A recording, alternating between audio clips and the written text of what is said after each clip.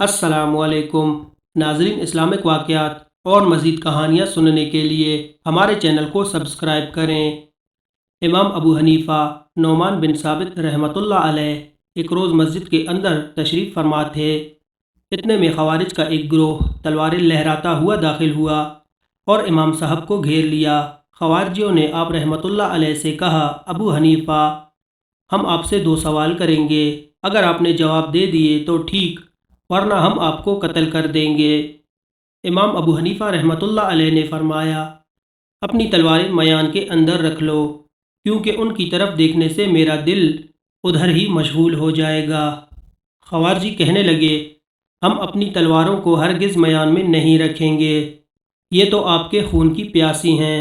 امام ابو حنیفہ رحمۃ اللہ علیہ نے فرمایا، چلو پوچھو۔ خوارجیوں نے کہا، دروازے پر 2 جنازے رکھے ہیں، ایک جنازہ اس شخص کا ہے جس نے شراب پی کر آنکھیں بند کی ہیں اور نشے ہی میں مر گیا، دوسرا جنازہ اس عورت کا ہے جو زنا کے ذریعے حاملہ ہوئی اور زچگی کے وقت توبہ کیے بغیر ہی مر گئی، کیا یہ دونوں مومن ہیں یا کافر؟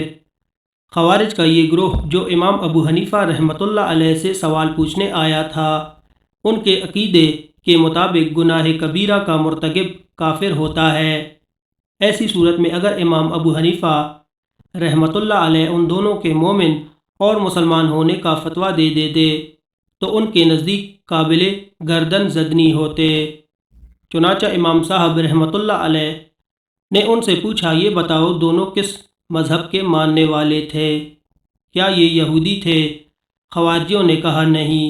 امام ابو حنیفہ رحمۃ اللہ علیہ نے پوچھا، کیا نصارہ تھے؟ خوارجیوں نے کہا نہیں۔ امام ابو حنیفہ مجوسی تھے؟ خوارجیوں نے کہا نہیں۔ امام ابو حنیفہ بت پرست تھے؟ خوارجیوں نے کہا نہیں۔ امام ابو حنیفہ آخر کس مذہب کے پجاری تھے؟ خوارجی مسلمان تھے۔